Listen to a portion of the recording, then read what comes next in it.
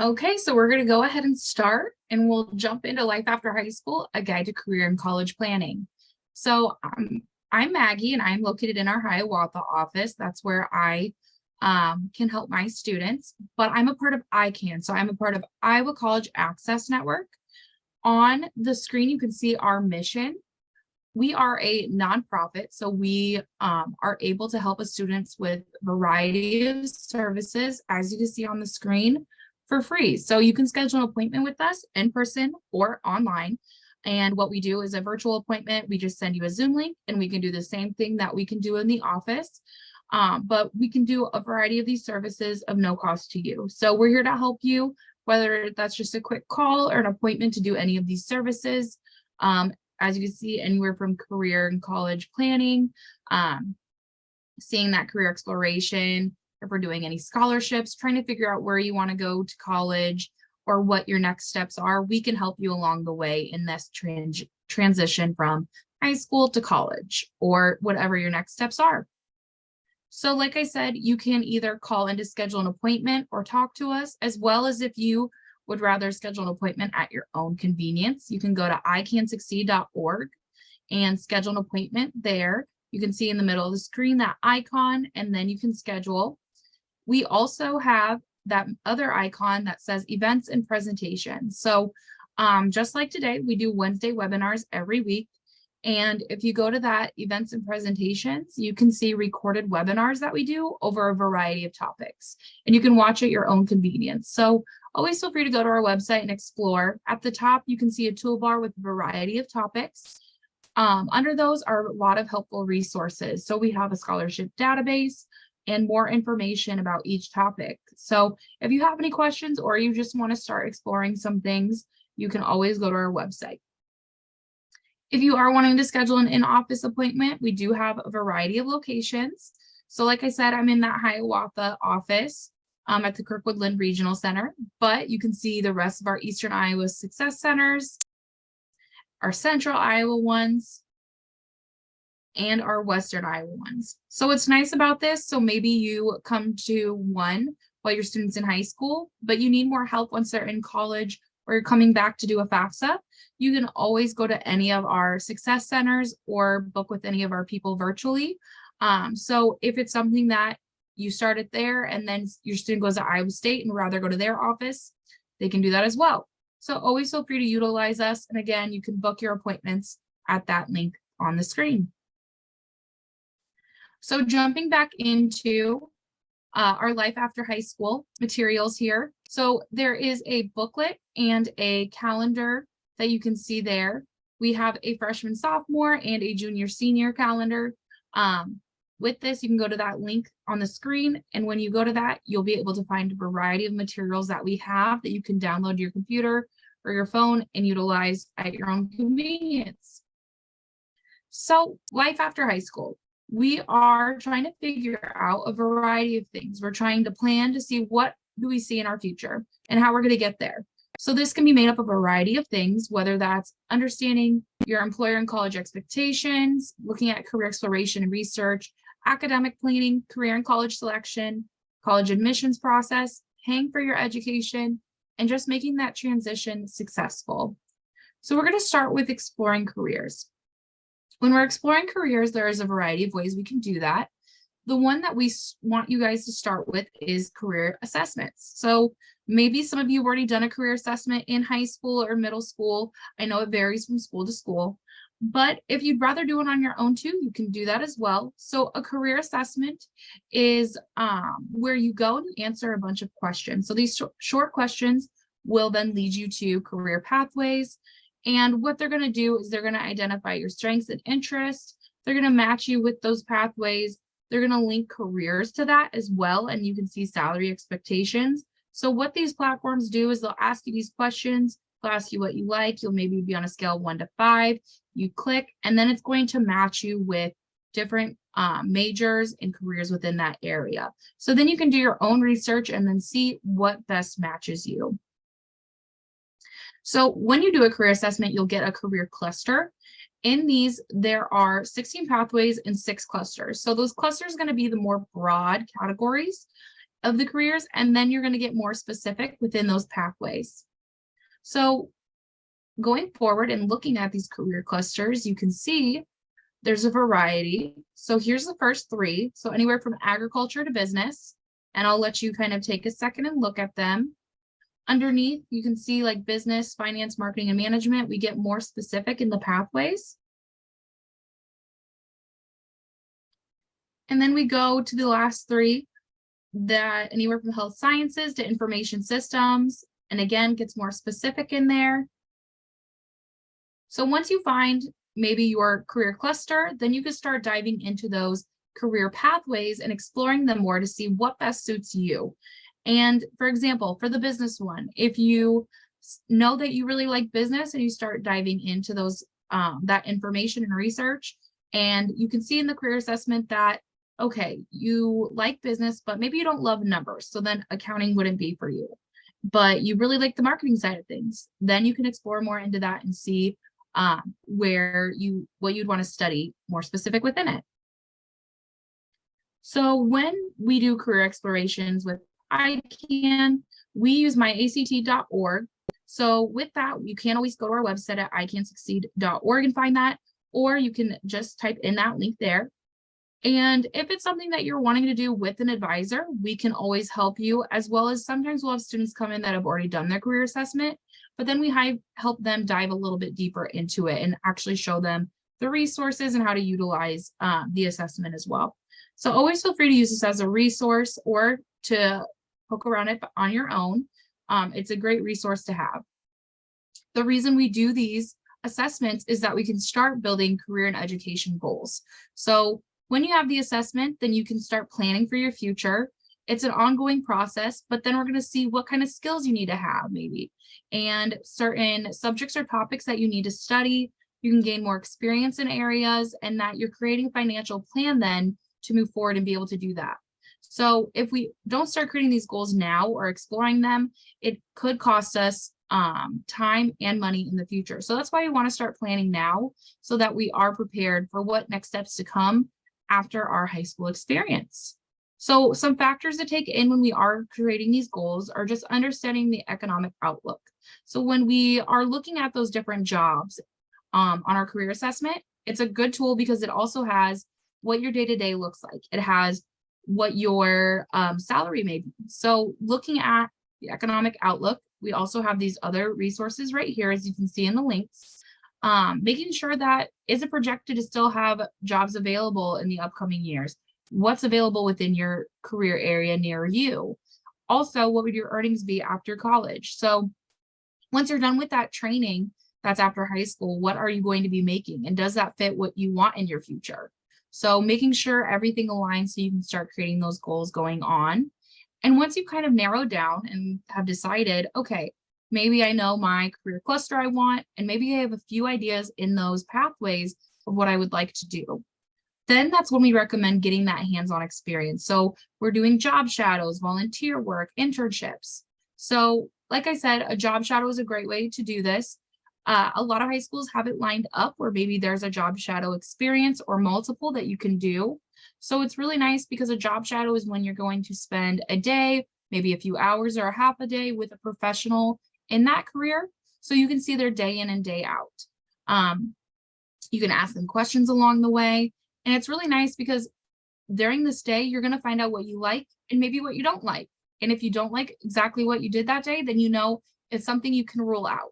And if you fall in love with the career, that's great. Then you know exactly what you're moving towards.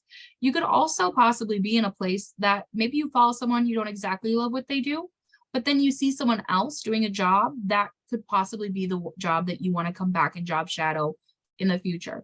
So it's a great experience. It's a great thing to start to help you narrowing down exactly what you want to do after high school. As well as there's internships. So these are a more in-depth look at the career. You're going to spend a longer time, so maybe months, where you'll work day in and day out at that actual job and know the ins and outs. These are great opportunities because sometimes they're paid. It can also help you build skills towards your career that you would like and make social connections that way too. Another way to get more experience is also volunteering or maybe joining clubs and orgs that you can start building those skills in those interested fields. So once we've decided kind of what we want to do and we start knowing, okay, we're narrowed it down to maybe a few careers and we can start setting those goals to what we want to be doing after high school. What we can do is then start preparing academically. So when we're preparing academically, it's going to start exactly where we are. So you're in high school right now, we need to start there. With that, that is going to be reviewing your 4-year plans. So each of you, if you're in high school, you should have a 4-year plan. What we want to do with this is we want to make sure we're staying on track of that 4-year plan, that it's setting us up for success down the road once we are graduating high school, that we have everything that we need to actually graduate and everything that we need to get into that college of choice, as well as that we have all the requirements and maybe even adding a few college courses in there. So with that, we always want to make sure we're checking with our counselor each year to then identify what we need and maybe what we need to change and make sure we're still on track for what we're planning to do. So in that 4-year plan, you are going to see some core classes. So those core classes will be math, science, English, etc. Why are these important? So they're going to build that solid foundation for you in your college and career. They're also going to focus for preparation for those college level classes. They'll give it more attention by college admissions. So when they are looking to see if you're accepted or not, college admissions will look at those. And then it also is going to provide you skills for that workforce. So core classes are important because we're going to continue to use them throughout our lifetime. We also want to focus on other courses as well. This is going to be maybe college credit opportunities or other classes that you have provided by your high school that you can maybe get a little bit more information about your career and explore it a little bit more. So these are all things that are valuable and will help you down the road. If you are career training bound, instead of focusing on things maybe that are towards your college plan, you can then focus on supplementing required courses with career and technical education courses, as you can see listed below, and maybe investigating about a career academy programs and hands-on learning. So looking at all these options, depending what your route is after high school, and making sure, again, you're just talking with your counselor to make sure you're on track. So when you're looking at your 4-year plan, here is what's recommended for high school courses. This is what you need to graduate high school. So as you can see, a lot of it, those main courses, you have electives and kind of variety of years. And then this is what we consider optimum preparation. So with optimum preparation, you see a lot of it 4 years or 3 to 4 years. The reason we say this is so that you're prepared for that next step, no matter what, that we're not having a gap in maybe a year that we didn't take it. So then when we get into that college or training program, we have to kind of catch up, and that we're up to date on everything. And we're always practicing those skills through every year of high school.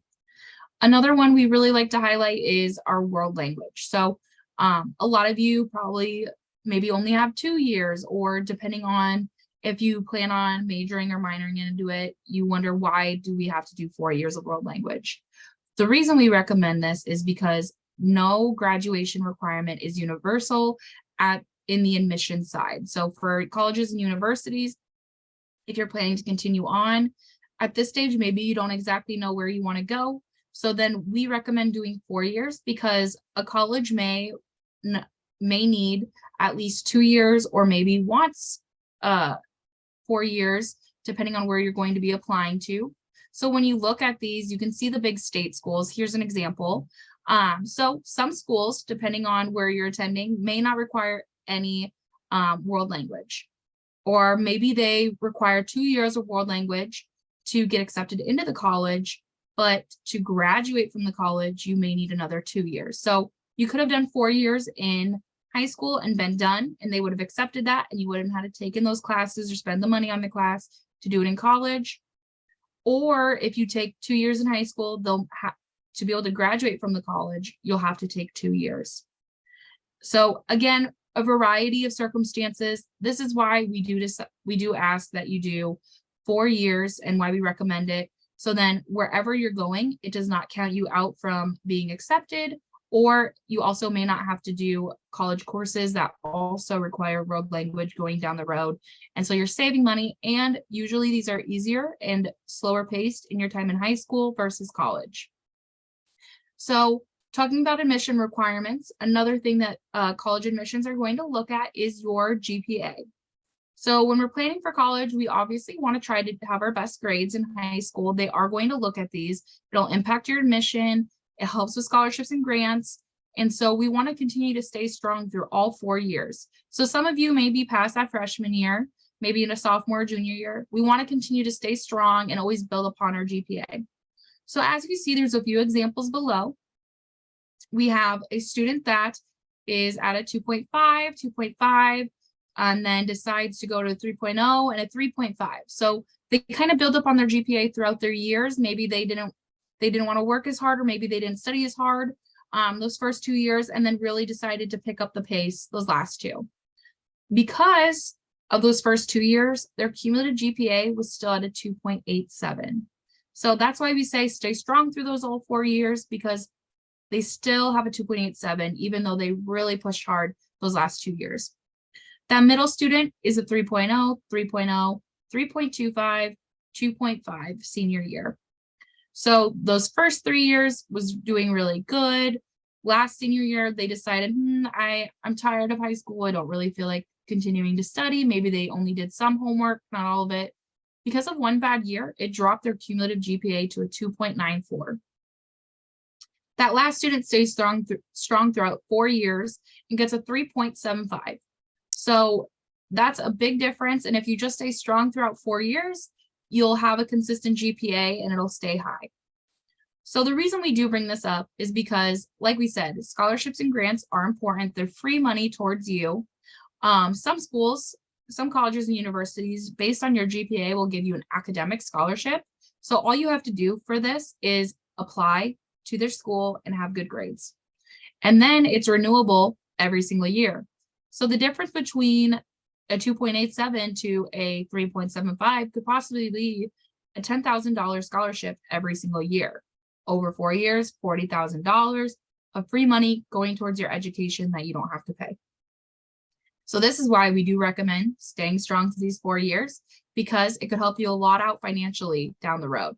And also a good GPA will set you aside for those scholarships that are maybe local, statewide, or nationwide as well.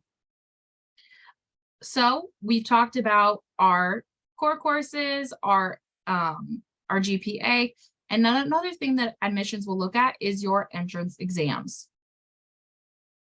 So with these entrance exams, you maybe have heard of them, the ACT or SAT. So we want to recommend that we are taking these exams because colleges will ask for your score and take this in for your acceptance. So they will evaluate it along with those other things that we'll talk about shortly, and they will look at that to get you accepted into the school. So we may have heard the term test optional. With this, that's when schools can accept you without an entrance exam. That is okay, but we do recommend taking it at least once so you have a score to put down.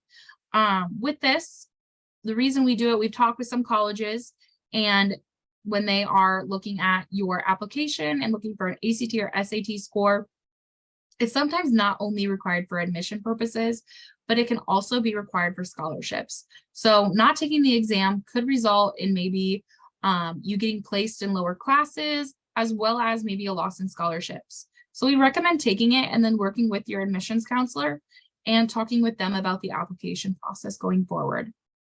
If you are considering taking the ACT or SAT, please look into these pre-courses that you could practice taking the ACT and SAT.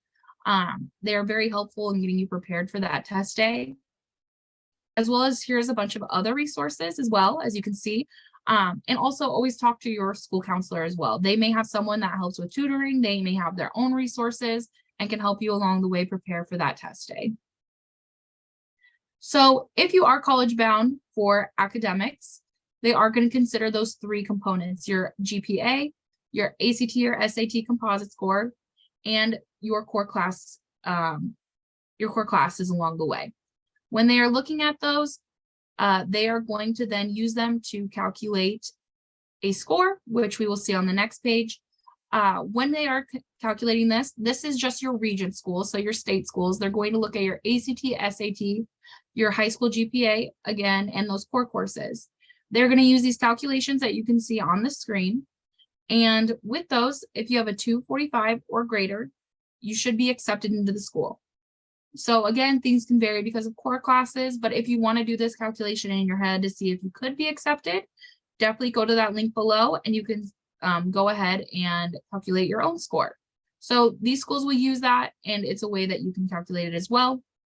If you don't have an ACT or SAT, they will do a different calculation, but that one is not universal. It's different from school to school. So that is something you'll just have to work with your counselor with, as well as if it's not a region school, so any kind of private or community college, you will then have to look at those as well in a different way.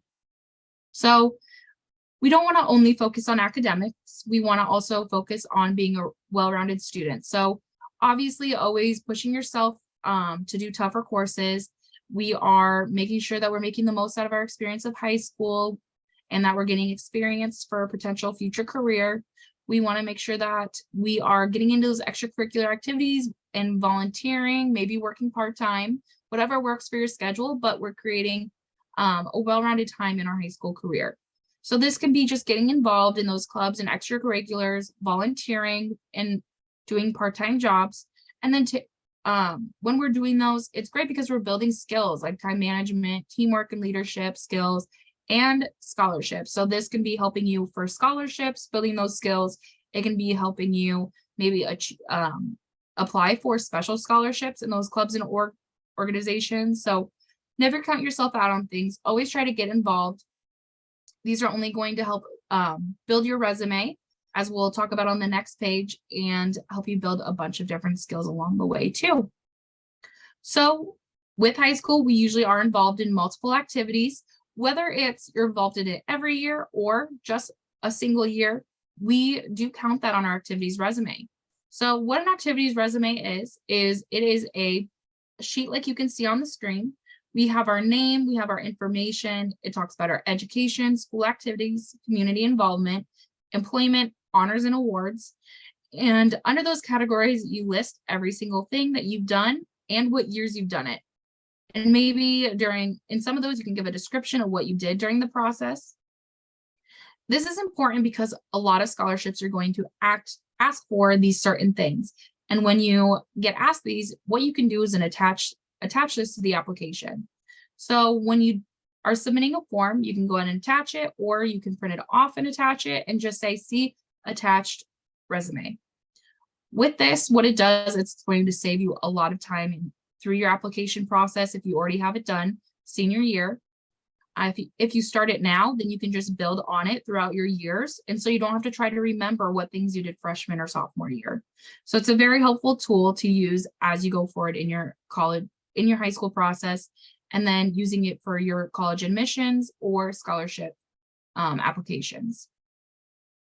So once we've gone through figuring out exactly kind of what we want to do, creating those goals, and we now know kind of what our requirements are for high school and what we need to start planning there, we can start focusing on those education and training options as well. So with these, the world has changed a little bit. So the percentage of jobs that required post-high school education and training in 1973 were 28%. Now it's more towards 68%. So we need to figure out, there's such a large amount of things now that do require more training beyond just high school. That is why we need to start planning so we can figure out what next steps we need to take to accomplish that. So we figure out what job we want to do, and now we need to figure out how we get there. So there are a variety of education and training options. Depending on the pathway you've chosen, it may be an apprenticeship or a career training program, a year of training, so maybe a diploma or certificate, 2-year degree, 4-year degree, a graduate degree, or a doctorate degree. So again, a variety of ways that we could achieve those. On here, you can see kind of the timeline of those events. And it may be anything with military, specialized training. Again, that associate's degree of 2 years, maybe we transfer then to a 4-year to complete that bachelor's degree. And if it needs any kind of more education beyond that, a master's or doctorate. So a variety of things that we need to explore to then know what kind of degrees in education we need. So is it worth it to get this education and training?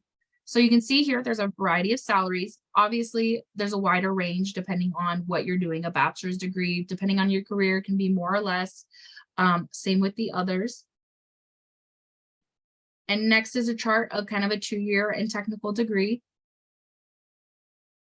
So you can see a variety depending on what you may be wanting to do in the future.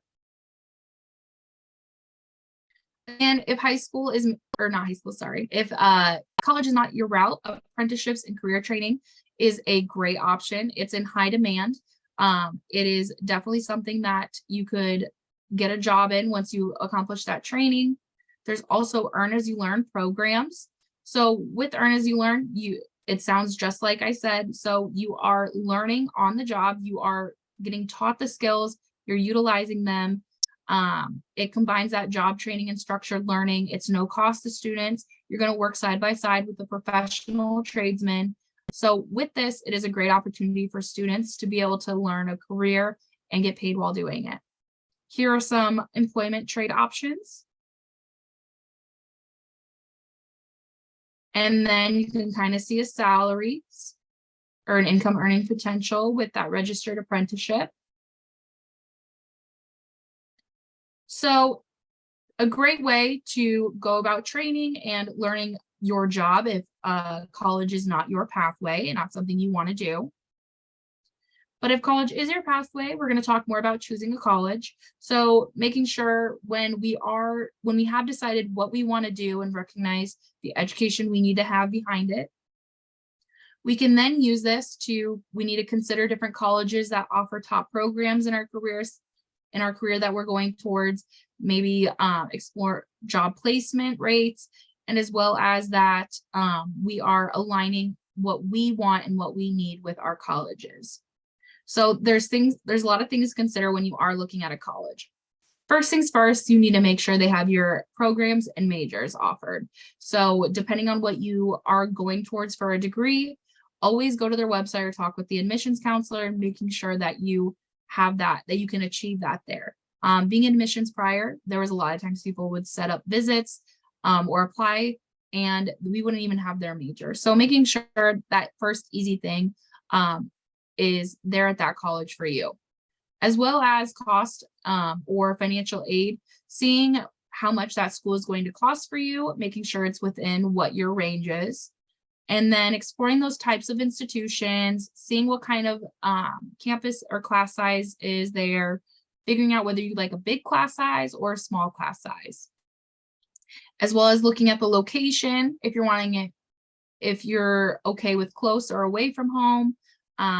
If you're wanting to live on campus, looking at that, the campus environment, what they offer, and then different facilities, transportation, or if you're transferring, what the transfer options look like. So a variety of things to take into consideration. A great way to explore these is either going on their website and looking around, as well as campus visits. So with campus visits, what they will do, depending on the college, it can vary from sizes of colleges. So, but most will contain a campus tour, and then you'll talk with the admissions counselor and you'll go over maybe what financial aid looks like there. So making sure that on campus visits, whether you're going one-on-one with a admissions counselor or tour guide, or you're going on a group visit, you're asking all those questions on that day. You're getting the most out of your visit, as well as maybe you aren't ready for a one-on-one visit, but you've been invited to a career day or a sophomore visit day. Go and explore the campus in a big setting. You may see different things that you wouldn't get on a one-on-one visit. So if you do that and you really like the campus, then you could maybe set up another one-on-one visit with an admissions counselor to discuss more of the details within that day. So campus visits, very nice. You get to explore the campus, you get a more individualized tour, and that way you can explore it and see whether it's a good fit for you. If you want to get a lot more information, but you don't have time to visit campuses, or you're still trying to explore your different options and narrow them down for a campus visit, it's great to go to college fairs. So With college fairs, you're going to have a lot of different colleges at them. You can walk around booth to booth and you can compare the schools. They're going to give you materials and be able to talk to you about their process. So it's a great opportunity to go to these. You can get a lot of information and you can get all of your schools in a one-stop shop. It's very nice. You'll get information and contact cards to be able to get the information of your admissions counselor. And obviously, as you're going around, we always recommend making that good impression because that's going to be someone who you're working with from applying there to then getting onto campus. So if you're looking for some college fairs, here is a chart of upcoming ones this fall. I'll give you a second to look at them. And then here is some more. And then there's a variety in the spring as well. And then we do put on some ourselves. So we do have the Golden Circle College and Career Fair, Sunday, September 24th. So that's going to be from 1 to 3 in Altoona. As you can see, there is a variety of things going on. It's a great college fair to go to because it is going to be the largest that you can attend in Iowa. It's going to have in-state, out-of-state colleges, apprenticeships, career training programs there. It's also going to have employers there. So a great opportunity to go around and be able to get all the information that you need from a variety of schools. There is also the ICR Future and Career Fair. This is a great opportunity because it is another college fair that we put on. It is located in Cedar Rapids at the hotel at Kirkwood Center.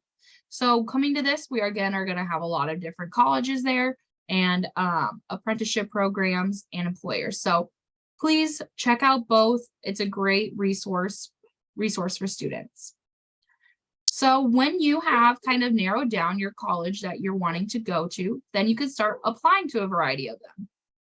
So when we are applying to colleges, you can see on here parts of the application process. So we have basic demographic information that you're going to have to answer. You're going to have to use a high school transcript as well. So they'll request that you can send from your high school and ACT or SAT score if they're required. And some may have fees. So making sure that you're looking through this different processes to see if there's an interview, personal statement, if they need an activities resume or letter of recommendation, and they may have extra steps depending on the school. You can also go to the Common App where many colleges can take in that. You can go to the Common App at that link there. You can apply and you can have it sent off to multiple schools and they will use it for their application. So depending on the year, the application process kind of looks different to each student. So sophomore year, obviously we're not applying to any schools yet. We're focusing on our grades in high school and our involvement. We're thinking of that pre-ACT, SAT. We are requesting information and attending those college fairs. So we're pulling in that information to then see kind of where we're wanting to go. And we're looking at our 4-year plans. For junior year, we're focusing on those grades and involvement again. We're maybe picking 7 to 10 schools based on research. And then we're visiting those schools. And then you can request information, attend those college fairs too as well. We're talking to college representatives at your high school. So a lot of high schools will have them come there, make sure we're making that time to actually go and see them when they're at your high school. And then we can start that application process during the summer. For your senior year, you're finishing your high school strong. We're still staying strong in those academics and involvement. We are having 2 to 5 schools that you're serious about, and we're starting to apply if you haven't done it already. We are being aware of deadlines, so that's not only on admission, but scholarships as well, and housing and financial aid when it comes to the actual college process. Making sure we're not missing those deadlines so we can get first priority. So once we have we have figured out our career, what we're going towards. We have our plan in high school. We have also then decided what we need to do after high school and how we're going to get there. And then we've decided maybe what college we want to attend. We then need to know how are we going to pay for it, because college, depending on where you go, may cost less or more. So when we are deciding to pay for college, it's going to look a little bit different depending on your year. So for junior year, we're starting to research. We're looking at net price calculators. We're exploring those scholarships. Senior year, we're doing looking at career salary research. We revisit that net price calculator, and we are looking at scholarships and deadlines. We'll have one starting in fall, as well as FAFSA. So FAFSA, this upcoming year, is going to start sometime in December. They haven't released the date yet, but in other years following this year, it will be October 1. So always making sure you're looking at the FAFSA, talking to your counselor. We'll send out a lot of emails, and you're filing that FAFSA soon after it opens. So when we are looking at paying for college, there's going to be that cost of attendance. There's going to be direct cost and indirect cost. We have direct costs that are going to be that tuition and fees and room and board. So tuition and fees is what it costs to just go to campus and be in class. That room and board is going to be if you want to live on campus, and then as well as the meal plan that you have on campus too. Those indirect costs are going to be books and supplies, transportation, and any other personal expenses you may have. So these are all things we want to take into plan when we are looking at where we want to go and how much we can afford to pay. A nice thing that a lot of colleges have on their financial aid portion of their website is going to be a cost calculator. So here are some links that we have that can help you. But if you want to go to your college's direct websites, a lot of times they'll have one there on their financial aid portion that you can plug in your information, and it'll have already that cost of attendance and maybe some other fees aligned that they have already input there. So it makes it a little bit easier planning for that financial side. I've said this already, but FAFSA, it's the free application for federal student aid. So maybe you haven't heard of it before, or maybe you've done it a while ago. It is something that you're going to want to file for the fall of your senior year. So you'll file for it before you actually get to college. So that fall of your senior year, you'll start filing. You'll go to studentaid.gov. It'll look like that screen, that snapshot of the screen. What's really nice about it is it's all online. It's processed there and then sent directly to the school. So once you filled it out, then it takes 3 to 5 days to process, and it gets sent to your school, and they'll then start creating your financial aid offer. It's simple to do. We help students and families file for it. So if it's not something you feel comfortable doing on your own, you can always reach out to ICANN, and we will help you, whether it's a single question or scheduling an appointment with us that we help you file it. It has skip logic and different icons that will help you to make it easy for you to file. So when we've done the FAFSA and we've explored the different colleges and their costs, we do have some realities to think about when we are looking at financial aid. So not everyone is going to get a free ride to college, and scholarships only make up so much, as you can see on the screen. And the average cost of 1 year of college is about $20,000. So when we're looking at that, it's not all going to be made up usually from those scholarships. And we have to focus on what are we going to do to then help cover those other costs. So 31% of undergraduate costs are usually covered. So that's why we have to look at these other options like federal aid with filing that FAFSA, scholarships, and what maybe our savings and what we have to then start creating a plan with our student of how we can pay for the college process. We want to understand our limits as well. So when we are looking at these and we're creating a plan, we're not going to be overestimating how much we can put towards it, as well as if we are taking out loans, we know we can pay them in an efficient time as well. When we are looking at scholarships, we have a variety that you can look at if it's just through your school counselor. So your school counselor will be the greatest source that you have. They're going to have all the local scholarships throughout your community. So making sure that you're checking with them, you're looking at their emails and you're making those deadlines, as well as employers, whether it's through your employer or your parents, maybe some organizations that in the community that you can look at to see if they have any scholarships, as well as local businesses. You can always use our database as well. So our database we'll have statewide ones, nationwide, as well as specific majors and other categories. So always look at our website and look locally as well to then find those other scholarships. So here are some websites we do recommend. Here are some apps. If you like it, if you'd like to apply on your phone, it's more convenient for you, for your student. But what we do say, this is why we have our database on our website, is just to be aware of scams. So making sure if you are going out on your own, so we have trusted sources, but if you decide to go out on your own and look for them, you can always kind of tell if you are getting scammed because they're going to ask you maybe for your money or too specific of information. So if anyone asks for your social security number, I would not give them it. And then making sure when you are filing that FAFSA, you always go to studentaid.gov. So what are your next steps? Your next steps as a sophomore, you can see here, we're kind of basic. We're getting into it a little bit more. We're going to career and college fairs. We're job shadowing. We're getting involved outside the classroom.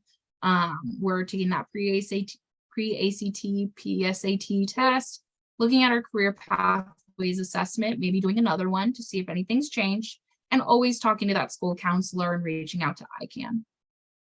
Juniors, it gets a little bit more specific in it. We're reviewing those 4-year plans. We're taking that ACT or SAT.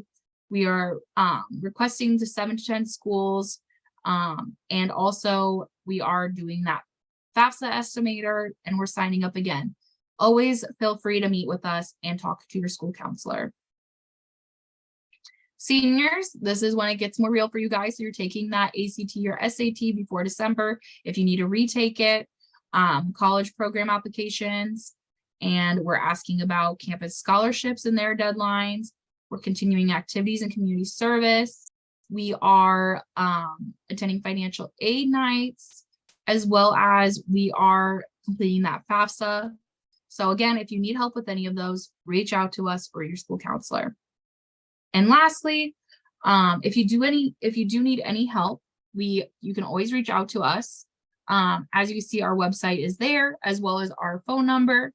So always feel free to reach out with any of your questions along the way. Another helpful source is the Student Planning Pointers for Parents, or what we call SP3. So parents, always feel free to go sign up for this. It is a great system that is going to give you pointers through for your students 8th through 12th grade.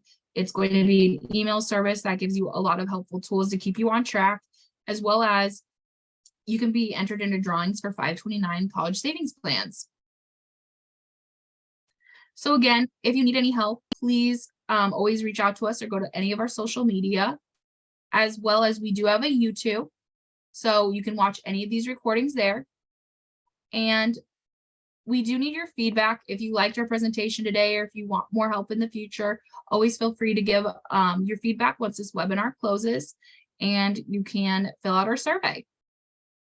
If we have any questions, I'll stay on a couple minutes to answer those. If not, then in a minute, I'll just close the webinar. But thank you all for coming today. I hope you learned a lot. If there's more questions you have, always feel free to use our website as a resource or meet with your ICANN advisor.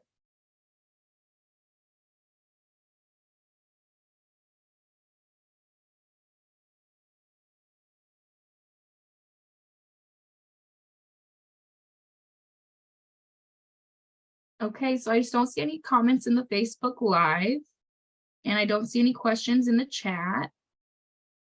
So again, thank you all for coming today, and have a great rest of your night.